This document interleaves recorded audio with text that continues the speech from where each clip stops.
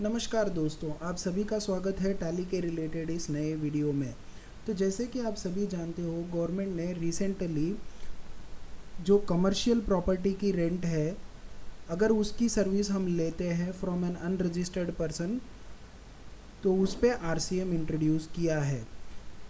तो इस वीडियो में मैं आपको सिखाने वाला हूँ कि इसके रिलेटेड कौन सा वोचर टाइप आपको सेलेक्ट करना है, किस तरीके से वोचर एंट्री करनी है और किस तरीके से लेडजर क्रिएट करना है और उसको कॉन्फ़िगर करना है। और उसके साथ साथ मैं आपको जो जर्नल एंट्रीज पास करनी होती है टैक्स पेएबल की, वो भी इस वीडियो में डिटेल में दिखाने वाला हूँ। तो वीडियो थोड़ा लंबा होगा क्योंकि डिटेल में एक्सप्लेनेशन देना होता है, आप लास्ट तक बने रहिएगा। तो सबसे पहले आपको अपने टैली की जो कंपनी है, जिस भी कंपनी में आप वर्क करते हो, उस कंपनी को ओपन कर लेना है। यहाँ पे सबसे पहले हम लोग लेडजर को क्रिएट कर लेंगे।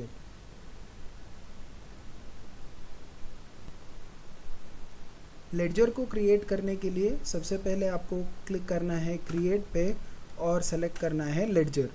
यहाँ पे मैं नाम दे रहा हूँ कमर्शियल रेंट एट 18% आरसीएम। आप आपके कन्वीनियंस के हिसाब से यहाँ पे कुछ भी लेडजर का नाम दे सकते हो, जैसे कि कोई सिर्फ यूज़ करेगा rent at the rate 18% RCM, या कुछ कोई ये भी यूज़ कर सकते हैं रेंट आरसीएम। तो यहाँ पे मैंने क्या किया है कि ताकि जो ऑफिसर्स है या कोई भी पर्सन आपके लेडजर्स वगैरह देख रहा है तो उसको इजीली लेडजर्स देखते ही ट्रांजैक्शन अंडरस्टैंड हो जाए, इस तरीके से मैंने यहाँ पे नाम सेट किया हुआ है। कमर्शियल रेंट 18% के हिसाब से है और हम इसको आरसीएम में टैक्स भरने वाले, इसलिए आरसीएम बोल के मैंने यहाँ पे लेडजर का नाम दे दिया है। ठीक है, उसके बाद इसकी ग्रुपिंग तो होगी इनडायरेक्ट एक्सपेंस में। मोस्ट ऑफ द पर्सनस के लिए इनडायरेक्ट एक्सपेंस ही होता है, most of the retailers, traders, distributors जो भी है। और यहाँ पे जीएसटी एप्लीकेबिलिटी में आपको जीएसटी एप्लीकेबल रखना है। मान लीजिए यहाँ पे कुछ डिटेल्स बाय डिफ़ॉल्ट आपके टैली में नहीं दिखाई दे रहे हो, तो आपको यहाँ से येस और नो करके उन डिटेल्स को शो होने जैसा कर लेना है। स्पेशली जो ये जीएसटी डिटेल्स का सेक्शन है ना, यहाँ पे आपको HSN, description, nature of transaction, ये सारे आप येस या नो करोगे ना, इसके बेसिस पे आपको वहाँ पे कॉन्फ़िगरेशन के लिए अवेलेबल हो जाएंगे। लेकिन खासकर आपको ये जो एनेबल रिवर्स चार्ज कैलकुलेशन है ना, इसको यहाँ पे येस करना है ताकि आपको वहाँ पे ऑप्शन मिले रिवर्स चार्ज मैकेनिज़्म को एनेबल या डिसेबल करने के लिए। ठीक है, और एक और इम्पॉर्टेंट चीज़ मैं आपको यहाँ पे बता दूँ, मैं एट प्रेजेंट यूज़ कर रहा हूँ टैली 4.1 वर्जन। ये सारी जो कॉन्फ़िगरेशन या फिर आप कहो लेडजर क्रिएशन, वोचर क्रिएशन, ये सब 3.0 और अबो वर्जन में सिमिलर ही रहेंगी। टू 3.0 के जो बिलो के वर्जन है उसमें थोड़े चेंजेस रहेंगे, जैसे कि ये जीएसटी और HSN SSC रिलेटेड है, वहाँ पे थोड़े ऑप्शंस अलग है, तो वो आप उसके हिसाब से कॉन्फ़िगर कर लेना। ठीक है, यहाँ पे मैंने जैसे ही अप्लीकेबल कर दिया, तो as of no inward supplies के लिए जो HSN या फिर SSC की समरी मेंटेन करना मैंडेटरी नहीं है, इसीलिए मैं यहाँ पे इसको एज़ पर कंपनी ग्रुप रख के यहाँ पे स्पेसिफाई नहीं कर रहा हूँ। अगर आपको इसकी भी डिटेल मेंटेन करनी है तो आप सिंपली स्पेसिफाई डिटेल्स हेयर पे क्लिक कर दीजिएगा और HSN या SSC समरी जो भी HSN SSC कोड आता है सर्विसेज के लिए, वो यहाँ पे देख के आप अपडेट कर दीजिएगा। उसके बाद आपको यहाँ पे जो आप कॉन्फ़िगरेशन करोगे, यहाँ पे बहुत केयरफुल रहना है। सबसे पहले आपको सेलेक्ट कर लेना है स्पेसिफाई डिटेल्स हियर। उसके बाद इसकी टैक्सेबिलिटी टैक्सेबल ही होगा क्योंकि ये जो अभी टैक्सेबल ट्रांजैक्शन में आ जाएगा। उसके बाद नेचर ऑफ ट्रांजैक्शन में आपको लेना है लोकल परचेज टैक्सेबल। मैं अज्यूम यहाँ पे करके चाह रहा हूँ कि ये with in the state transaction है, मतलब जो आपका सप्लायर ऑफ सर्विस है वो भी उसी स्टेट में लोकेटेड है और आप रेसिपिएंट वैसे भी उसी स्टेट में लोकेटेड हो। उसके बाद आपको यहाँ पे सेलेक्ट स्पेसिफाई कर देनी है जीएसटी की रेट। मेरे केस में 18% है, तो रेंट वैसे भी 18% की कैटेगरी में ही फॉल करती है, तो यहाँ पे मैंने 18% ही लिया है। उसके बाद सबसे इम्पॉर्टेंट चीज़ जो ये है, यहाँ पे आपको रेट स्पेसिफाई करनी है, नहीं तो GSTR3B रिपोर्ट में टैक्स कैलकुलेट होके नहीं आएगा।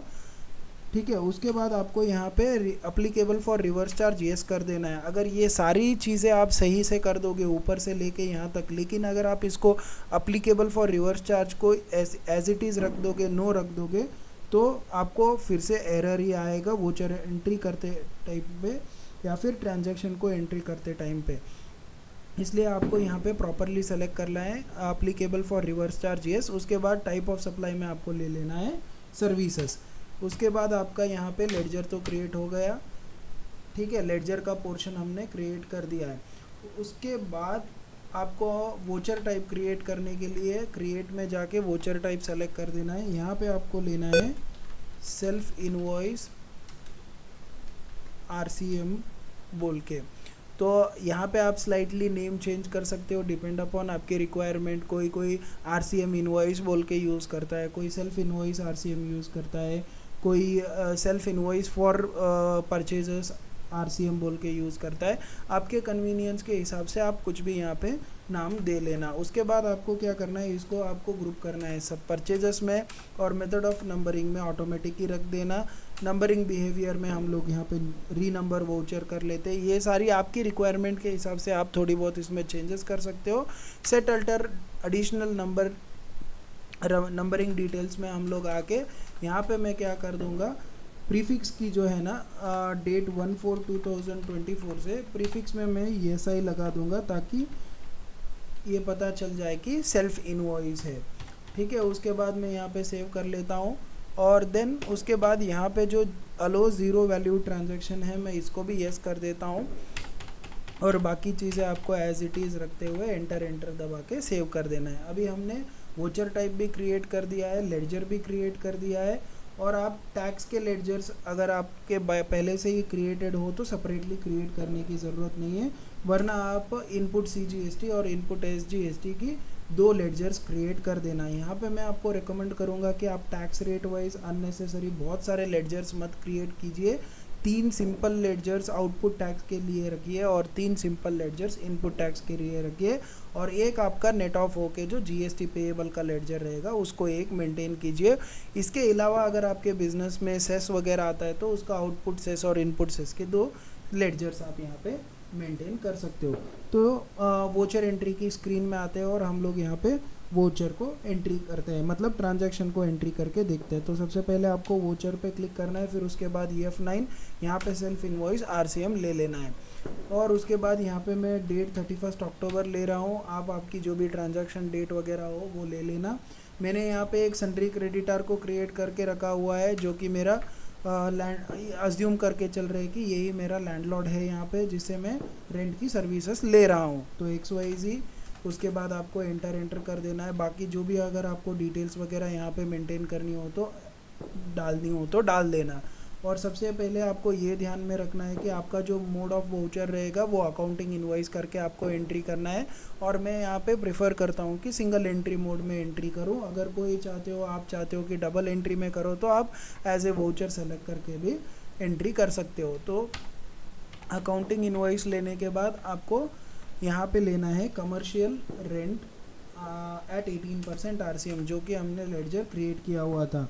मैं यहाँ पे अज्यूम करके चल रहा हूँ 20,000 रुपीज़ रेंट की अमाउंट। तो उसके बाद बाकी सारी चीज़ें आपको सिर्फ सिंपली एंटर प्रेस करते हुए आपको नरेशन डाल के वोचर को सेव कर देना है। यहाँ पे मैं नरेशन में लिखता हूँ बीइंग द अमाउंट पेएबल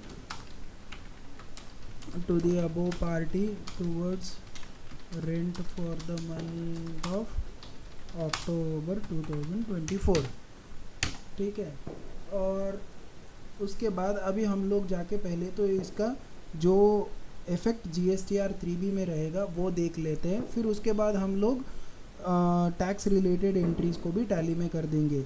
यहाँ पे जैसे कि आपने देखा जो मैंने वोचर एंट्री की है इसमें कहीं पे भी मैंने CGST और SGST नहीं बताया, क्योंकि इस पे जो टैक्स है हमको रिवर्स चार्ज मैकेनिज्म में भरना है, ना कि लैंडलॉर्ड को देना है। इसीलिए यहाँ पे मैंने CGST SGST सेलेक्ट नहीं किया, या फिर इनपुट CGST इनपुट SGST भी सेलेक्ट नहीं किया, और इवन टैली ने भी मुझे किसी भी प्रकार का एरर नहीं दिखाया कि आपने टैक्स लेडजर्स वगैरह सेलेक्ट नहीं किया है, क्योंकि मैंने यहाँ पे लेडजर कॉन्फ़िगरेशन में लिया हुआ था applicable for reverse charge yes. अगर आप ये नो रख दोगे तो टैली आपसे पूछेगा कि आपने CGST और SGST लेडजर्स यहाँ पे सेलेक्ट नहीं किए, ठीक है। उसके बाद अभी हम लोग आते हैं display statutory reports GSTR 3B।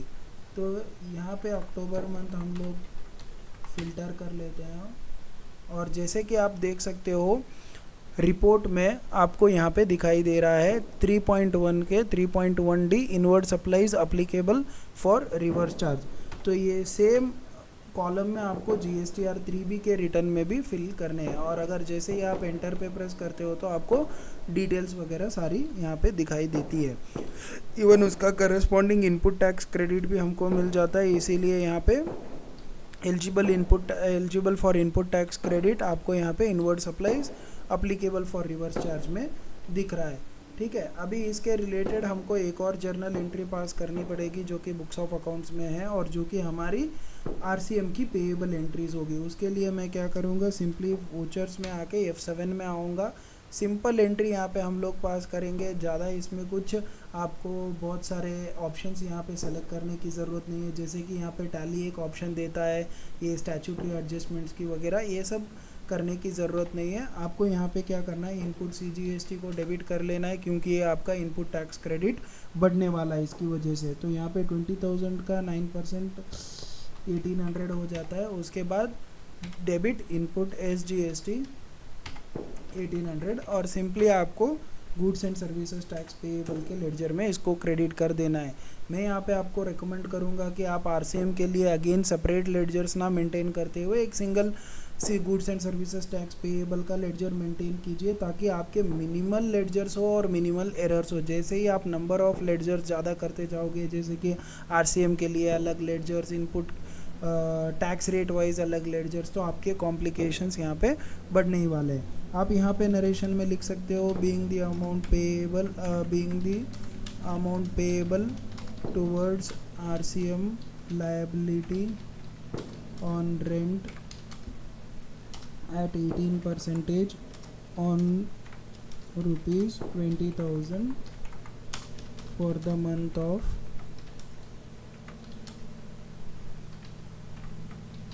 October 2024। तो आपको कुछ इस तरीके से सन्ड्री क्रेडिटार के अकाउंट में दिखाई देगा कि इनको तो हमको रेंट 20,000 पे करना है, और जो हमारी इनपुट CGST और इनपुट SGST है वो यहाँ पे दिखाई दे रहा है, हमारा इनपुट टैक्स क्रेडिट का पोर्शन, और जो पेएबल का है GST पेएबल में दिखाई दे रहा है। तो कुछ इस तरीके से हम लोगों को रेंट के रिलेटेड एंट्रीज पास करनी होंगी गोइंग फॉरवर्ड।